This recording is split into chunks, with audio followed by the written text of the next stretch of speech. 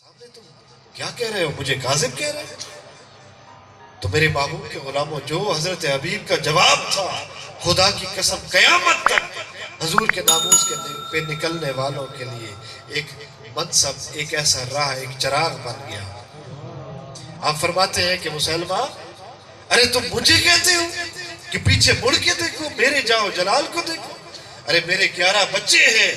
جس وقت میں لجپال محمد عربی کی بارگاہ میں بیٹھا تھا اور لجپال محمد کا حکم آیا، ارے میری سب سے بڑی جو حجت تھی وہ میری اولاد تھی۔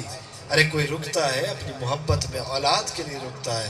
ارے جس وقت میرے سردار کا حکم آیا، ارے میں نے اپنے بچوں کو دیکھنا بھی گوارا نہیں کیا۔ میرا پڑوس میں گھر تھا، مجھے پتا تھا کہ آج میں کس مقام کے لیے نکلا ہوں، مگر میں نے اپنے بچوں کو دیکھنا گوارا نہیں کیا۔ تم مجھے اپنے سپاہی دکھاتے ہو؟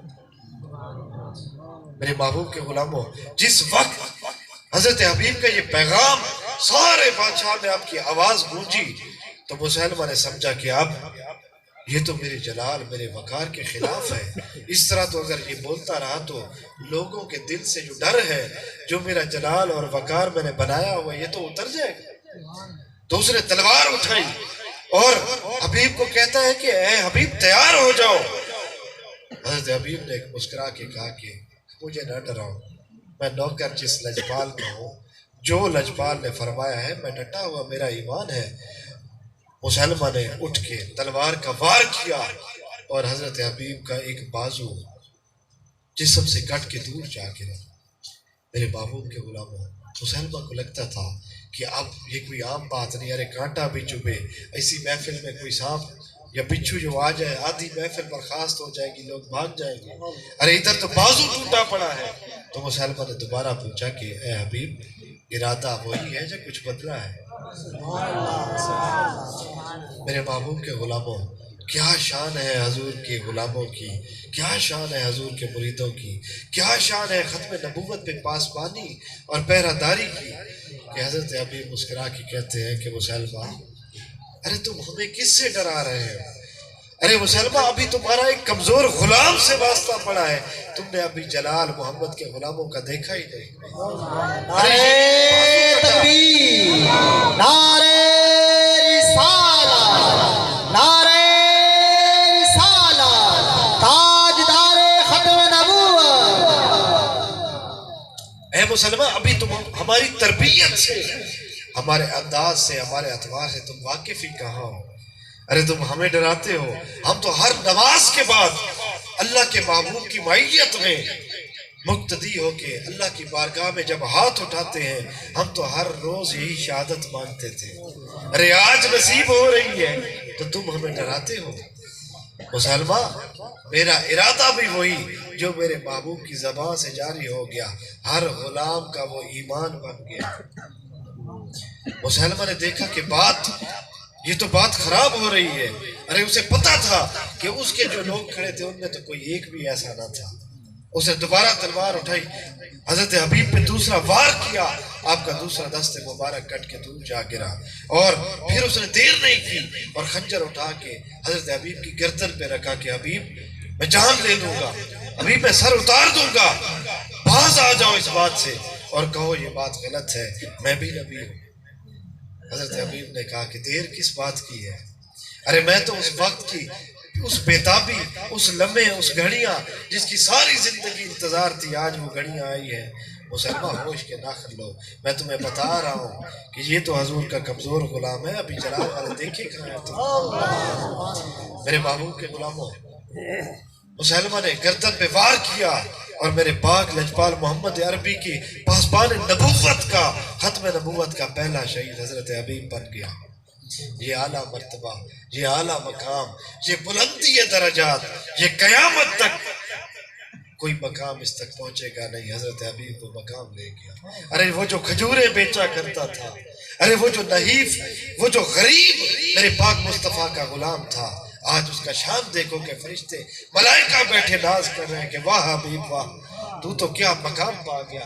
ارے ختم نبوت کا پہلا شہید، ارے ادھر حضرت حبیب شہید ہوئے، ادھر میرے لجپال مصطفیٰ کریم کی آنکھوں سے آنسو ہے۔ صحابہ بیٹھے ہیں، یا رسول اللہ کیا ہوا؟ اے لجپال محمد عربی، آپ کی آنکھوں سے، آپ کے نینوں سے آنسو؟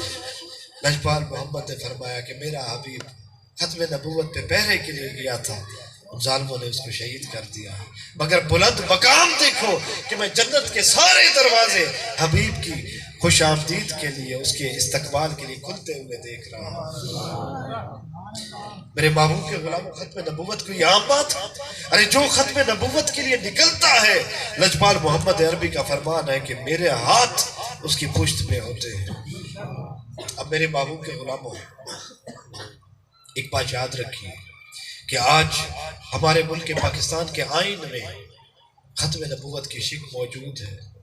ہمیں آپ کو کسی سے ڈرنے کی ضرورت نہیں ہے۔ میرے محبوب کے غلاموں، یاد رکھنا ایک بات کہ ہم کوئی غیر قانونی ملک کے آئین کے خلاف بات نہیں کر رہے، یہ کسی کے دل میں یہ شائبہ بھی نہیں ہونا چاہیے۔ ارے ہمارے آئین میں ختم نبوت کی شک موجود ہے۔ ارے جو بھی اللہ کے محبوب کے ساتھ کسی بھی حوالے سے نبوت میں کسی کو شریک کرتا ہے، وہ بدترین کافر ہے، مرتد ہے ہمارے آئین کے مطابق۔ تو میرے محبوب کے غلاموں، سینہ چوڑا کر کے اس بات پہ گفتگو کیا کرو۔ ہم تو ہیں ہی وہ لوگ کہ جو جس بھی محاذ میں بولنا پڑے، ہم حضور کے ان غلاموں میں سے ہیں کہ پیچھے نہیں ہٹا کرتے، چاہے وہ بات آ جائے، چاہے وہ کوئی مقام آ جائے، چاہے کیسے بھی بندے کے ساتھ، وکیل ہو، جج ہو، پولیس ہو، ڈاکٹر ہو، وکیل جو بھی ہو، تو اس بات پہ ہمیں آپ کو کوئی تذبذب نہیں ہونا چاہیے۔ ہماری شک میں ختم نبوت کا آرٹیکل موجود ہے۔ اب یہ آرٹیکل میرے محبوب کے غلام، یہ ہمارے آئین میں کیا ایسے ہی ڈل گئے؟ ہمارے اکابرین اہل سنت کی، میرے محبوب کے غلاموں یاد رکھو، ہمارے اکابرین کی بڑی محنتیں ہیں۔ انہوں نے زندگیاں لٹائیں، انہوں نے جیلیں کاٹی، انہوں نے پھانسیاں لی، مگر حکومت وقت کے سامنے سینہ تان کے کھڑے رہے۔ آج میں ان کو خراج تحسین پیش کرتا ہوں، حضرت شاہ احمد نورانی کو۔ ارے آپ صدیق اکبر کی اولاد میں سے تھے اور آپ نے حق ادا کر دیا۔ اب دور تھا، بھٹو کا دور تھا، آپ سینہ تان کے کھڑے ہو گئے جب قادیانیت اور مرزائیت کی فضا چلی۔ میرے محبوب کے غلاموں، یہ مت سوچو کہ یہ صرف آج کی بات ہے، یہ تو بڑے دنوں سے، بڑے سالوں سے، جب سے پاکستان بنا، یہ سازش انگریز ہمارے ملک میں چھوڑ کے گیا تھا۔ اور جب حضرت شاہ احمد نورانی اور کئی علماء اکابرین جنہوں نے یہ محسوس کیا اس وقت کہ یہ بہت ضروری ہے، اس پہ پہرا دینا بہت ضروری ہے، اور جب تک اس کو قانون کا حصہ نہ بنایا جائے تو یہ تو علماء حق پریشان ہوتے رہیں گے، غیر قانونی دفعات لگتی رہیں گے، لوگ تذبذب کا شکار رہیں گے۔ آپ نے حکومت وقت کے ساتھ سینہ تان کی، آپ سامنے کھڑے ہو گئے۔ میرے محبوب کے غلاموں، آج ایک چھوٹا سا قانون پاس کرنا ہو تو سالوں سال لگ جاتے ہیں ہمارے ایم این ایز کو، پارٹیوں کو۔ الیکشن کی چھوٹی سی امینڈمنٹ کرنی ہو تو دو تین ٹینور گزر جاتے ہیں، امینڈمنٹ نہیں کر سکتے۔ تو میرے محبوب کے غلاموں، ختم نبوت کا بل ڈالنا کوئی آسان ہوگا؟ ارے اس وقت ہمارے اکابرین میں یہ اعزاز بھی آپ اور ہمیں الحمدللہ ہمارے اور آپ کے بزرگوں نے اکابرین میں، جس میں بڑے بڑے روشن نام شامل ہیں، وہ انہوں نے محنت کی اور مجبور کر دیا حکومت وقت کو کہ کافر ہونا اور بات ہے۔ ارے ہمیں عیسائی سے، ہمیں یہودی سے، ہمیں سکھ بدھ مت سے، کافر سے، ہندو سے کوئی اعتراض نہیں، اس ملک میں آزاد ہے، وہ بھی عبادت کریں، ہم ان سے ہمارا کوئی رولا نہیں۔ مگر یاد رکھیں کہ یہ بات اور ہے، مسلمان ہو کے مسلمانوں کے اندر سازش کرنا، یہ مرتد ہے۔ ارے ہماری جیسی مسجدیں بھی بنائیں، دستاریں بھی پہنے، مسند رسول پہ بھی بیٹھے اور اندر منافقت کر کے ہمارے مسلمانوں کے قلوب اور اذہان کو زنگالود کریں۔ ارے مشرک ہونا اور ہے، مرتد ہونا بدترین شرک ہے۔ تو میرے محبوب کے غلاموں، حضرت شاہ احمد نورانی رحمۃ اللہ علیہ جملہ اکابرین نے یہ آواز اٹھائی، مجبور کر دیا حکومت وقت کو۔ تو بھٹو نے مجبور ہو کے کہا کہ ٹھیک ہے، شاہ احمد نورانی آپ اپنے علماء کے ساتھ، اکابرین کے ساتھ اسمبلی میں آئیں ادھر سے میں قادیانیوں کو بلاتا ہوں کہ وہ بھی ساری دنیا میں وہ بھی آ بیٹھے، آپ بھی آ بیٹھے، ہم جتنے قومی اسمبلی کے ممبران ہیں ہم گفتگو سنیں گے، اگر ہمیں لگا کہ آپ کی بات جائز ہے تو ہم بل پاس کر دیں۔ اب حضرت شاہ احمد نورانی رحمۃ اللہ علیہ، میں نے عرض کیا کہ ہم اس قبیل سے ہیں کہ جو کسی بات سے پیچھے نہیں ہٹتے۔ اب انہیں پتہ تھا کہ پوری دنیا سے ہمارے مسلمانوں کے اندر بھی کچھ مکتب فکر مخالفت کریں گے، قانون، لوگ، ایم این ایز ہمارا کوئی ساتھ نہیں دے گا، مگر توکل تھا، یقین تھا کہ حضور کے ختم نبوت کے لیے جو نکلتا ہے، آپ جانتے تھے کہ اس کی پشت پہ کسی عام کا نہیں، خود لجپال محمد کا ہاتھ ہوتا ہے، اور جس کی پشت پہ محمد عربی کا ہاتھ ہو، میرے محبوب کے غلاموں، اس کو بھی کبھی شکست ہو سکتی۔ آپ نے حامی بھر لی کہ بھٹو ٹھیک ہے، جیسا جب جو ٹائم رکھتے ہو ہم تیار ہیں۔ اب قادیانیوں کو بلایا گیا، قادیانی آ گئے، لیکن قادیانیوں نے ٹائم مانگا کہ ہمیں وقت چاہیے، ہم تو دنیا سے ہم نے اکٹھا ہونا ہے۔ اب ادھر تاجدار گولڑا بھی تھے، حضرت پیر مہر علی شاہ رحمۃ اللہ تعالیٰ علیہ، آپ نے کہہ دیا کہ نورانی کے سامنے آئیں گے ہی نہیں۔ ارے ہم نے ان کو متعدد بار کہا کہ آؤ نا، ہمارے ساتھ مناظرہ کرو، مگر یہ سامنے نہیں آتے، یہ جھوٹے ہیں، یہ کاذب ہیں، یہ کاذبوں کی اولاد ہے۔ تو میرے محبوب کے غلام حضرت شاہ احمد نورانی، وہ جو وقت کا ڈیٹ کا تعین ہو گیا کہ فلاں ڈیٹ میں پارلیمنٹ میں بحث ہوگی، اب قادیانی اور مرزائیوں کی ایک جماعت رات کے اندھیرے میں کچھ مولویوں کو، کچھ دوسرے مکتب فکر کے لوگوں کو ساتھ لے کے حضرت شاہ احمد نورانی کے گھر میں رات کے اندھیرے میں گئے، حضرت شاہ احمد نورانی کو جگایا۔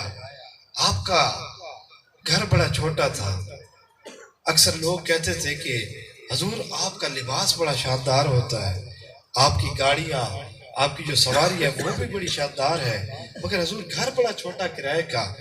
تو حضرت شاہ احمد نورانی اکثر مسکرا کے کہتے تھے کہ یہ دنیا کے لیے، میں کسی ایسے نہیں لگتا کہ میں نہیں لگنا چاہتا کہ لوگ سمجھے کہ یہ کوئی عام ہے، میں حضور کا غلام ہوں۔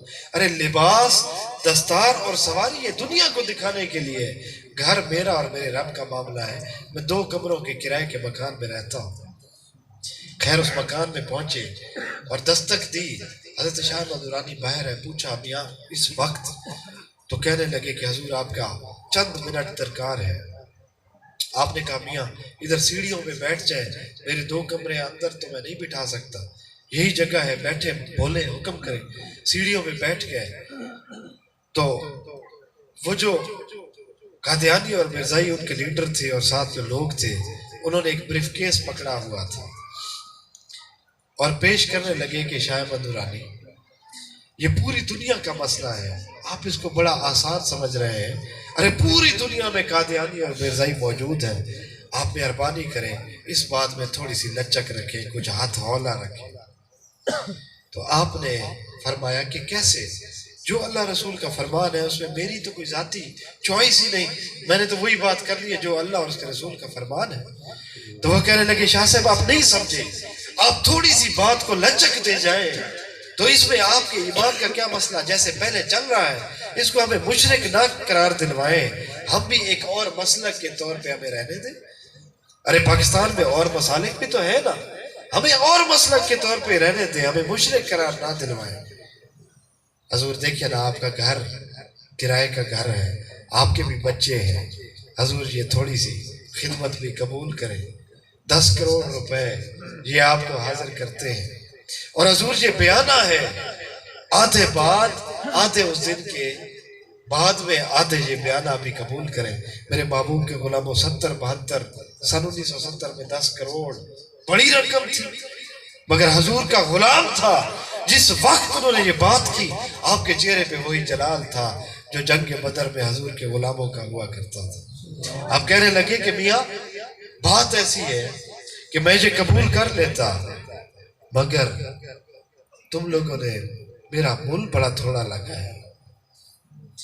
تو میرے محبوب کے غلاموں وہ آپس میں چاہے بگویاں کرنے لگے کہ اور بھی کوئی پارٹی ہے، آپ جب کہنے لگے نا مجھے تو کسی اور نے مول لگا دیا اور میں تو بک گیا، تو وہ آپس میں چونک گئے کہ میاں ہم تو سمجھے تھے ہمارا اور ان کا مسئلہ ہے، یہ تو کوئی اور بھی پارٹی ہے۔ تو حضرت شاہ احمد نورانی فرمانے لگے کہ میاں جس روز آپ کا اور ہمارے دن کا تعین ہوا تھا کہ فلاں دن ہمارا مناظرہ ہوگا، اس رات مجھے نیند نہیں آئی، ساری رات میں اللہ کی بارگاہ میں یہ التجا کرتا رہا کہ مولا بڑا امتحان ہے، میں کیسے اس امتحان نعرے تکبیر، نعرے رسالت، نعرے خلافت، نعرے حیدری۔ رحمت اللہ تعالیٰ علیہ آپ فرماتے ہیں کہ اس رات ساری رات میں اللہ کی بارگاہ میں محو التجا رہا کہ مولا اتنے بڑے مشن اور منصب کے لیے یہ کرم ہے آپ کا کہ مجھے چنا گیا، مگر مولا اس روز وہ بڑی تیاری کے ساتھ آئیں گے، ان کے ساتھ کئی لوگ شامل ہوں گے، اور مولا مہربانی کرنا میرے جذبے میری امداد فرمانا۔ اسمبلی اس کے اندر پوری دنیا کا میڈیا ہوگا، لوگ ہوں گے، تو آپ کہتے ہیں کہ اس روز مجھے یہی سمجھ آئی کہ مجھے نیند نہ آئے اور میں سوچ میں پڑ گیا کہ مجھے کیا کرنا چاہیے۔ تو فرماتے ہیں کہ جس رات جنگ بدر صبح میدان سجنا تھا اور جو صحابہ کی کیفیت تھی تو میری وہی کیفیت بن گئی، اور میں نے سوچا کہ بس درود اور اللہ کے محبوب کی بارگاہ میں ساری رات سلام پیش کرتا رہا۔ فرماتے ہیں کہ میں درود و سلام پڑھتے پڑھتے میری ادھر آنکھ لگی، ادھر مجھے چہرہ مصطفیٰ کی بارگاہ میں آپ کی زیارت نصیب ہو گئی، اور اللہ کے محبوب آپ فرماتے ہیں کہ نورانی گھبرانا مت، ارے تم ختم نبوت کے وکیل بن کے پارلیمنٹ میں پیش ہو رہے ہو، ارے تم نے میری حدیث نہیں پڑھی کہ جو ختم نبوت کے لیے نکلتا ہے اس کی پشت پہ محمد لجپال کا ہاتھ ہوتا ہے۔ تو نورانی اسی جلال کے ساتھ اور وقار کے ساتھ جانا، اور انشاءاللہ آپ کو اس جہان میں بھی اس جہان میں بھی فتح نصیب ہوگی۔ تو میرے محبوب کے غلام و راوی اور دیکھنے والے لکھتے ہیں کہ اس روز بڑی کتابیں لے کے دوسرے قادیانی، مرزائی اور وہ تمام لوگ بڑی تیاری، بڑی کتابوں، بڑے نظام کے ساتھ آئے۔ ادھر اللہ کے محبوب کا غلام ایک اکیلا، پیچھے علماء حق کی جماعت تھی، مگر آپ سامنے اکیلے کھڑے تھے، اور جس وقت وہ لمحے آئے کہ مناظرہ اور بات چیت شروع ہوئی تو شاہ احمد نورانی جب بولتے تھے تو ایسے لگتا تھا کہ یہ اوپر سے الفاظ ہیں جن کی عنایت، اللہ کی عنایات اور کرم اور فضل سے آپ نے وہ دلیل اور وہ باتیں کی کہ دوسروں کے پاس جواب ہی نہیں تھے، اور جتنے پارلیمنٹیرین بیٹھے تھے انہوں نے خود یہ محسوس کیا، واضح سمجھا کہ اس قانون کو ہونا چاہیے، اور اس روز یہ ختم نبوت کا بل ہماری پارلیمنٹ کا حصہ بن گیا۔ تو میرے محبوب کے غلاموں، یہ قانون ہمارے آئین کا حصہ ہے۔ ارے اگر کوئی شخص اس سے باغی ہو، منکر ہو، تو میرے محبوب کے غلاموں یاد رکھو اس نے ہمارے آئین اور ملک کے ساتھ اس نے غداری کی ہے۔ اگر حضور کا کوئی غلام حضور کے ختم نبوت کے تحفظ کے لیے، حضور کے ناموس کے تحفظ کے لیے نکلتا ہے، وہ تو ملک پاکستان کے آئین کا وفادار ہے۔ ارے جتنے بھی عہدے ہیں، چاہے وہ صدارتی ہیں، پارلیمانی ہیں، چاہے وہ وزیر اعظم کے ہیں، وزراء کے ہیں، ایم این ایز کے ہیں، جتنے سیکٹریز کے ہیں، آپ ان کا حلف نامہ پڑھ لیں، اس میں یہ لازم ہے جہاں اللہ پہ ایمان لانا لازم ہے، وہاں محمد الرسول اللہ صلی اللہ علیہ وآلہ وسلم کو آخری نبی ماننا اسی طرح لازم ہے۔ تو میرے محبوب کے غلام، یہ حضور کے ختم نبوت، اس پہ پہرا دینا، یہ ایمان کے لازم ضروریات دین اور ہمارے ایمان کا جز ہے۔ یاد رکھیے آج ایک ایسے دور میں ہم جی رہے ہیں کہ جس میں میڈیا، الیکٹرانک، پرنٹ، اتنی مشکلات ہیں، گمراہی کا دورہ ہے۔ ہم اپنے بچوں کو اس طریق سے نشو و نما نگرانی نہیں کر رہے کہ جس طرح ہونا چاہیے تھا۔ میرے محبوب کے غلاموں، ہماری صفوں میں کئی لوگ ایسے گھس آئے ہیں۔ اب آپ اکثر لاہور، اسلام آباد کے جتنے بڑے سکول ہیں جن میں ہمارے اچھے خاصے اسٹیبلشمنٹ، ہمارے افسران، ان کے بچے بیکن ہاؤس، سٹی سکول، جملہ جتنے اسکول ہیں ان میں پڑھتے ہیں، یاد رہے کہ ہمارے بچوں کے اذہان و قلوب کو زنگ آلود کیا جا رہا ہے۔ اب میرے محبوب کے غلاموں، کسی عام شخص یا کسی پیر یا کسی مولوی یا کسی عالم دین، کسی ایک فرد کی یہ ذمہ داری نہیں ہے۔ ارے جس نے لا الہ الا اللہ محمد رسول اللہ پڑھا ہے میرے محبوب کے غلاموں، اس کو لازم ہے کہ وہ اس پہ پاسبانی کرے، اس پہ پہرا دے، تاکہ ایمان کی تکمیل کر سکے۔ میرے محبوب کے غلاموں، اللہ کریم اس خوبصورت بزم، اللہ کے محبوب کی مدحت، ختم نبوت، آپ کے ناموس کے لیے سجائی گئی اس محفل، اور جملہ جتنے انجمن فیضان بن حسن میلاد کمیٹی اور جتنے میرے احباب امام اللہ میلادی صاحب احباب، سارے چہرے میرے جاننے والے ہیں، اللہ کریم آپ کی اس خوبصورت محفل کو اپنی بارگاہ میں شرف قبولیت عطا فرمائے۔ اور جناب حافظ شوکت سبحانی صاحب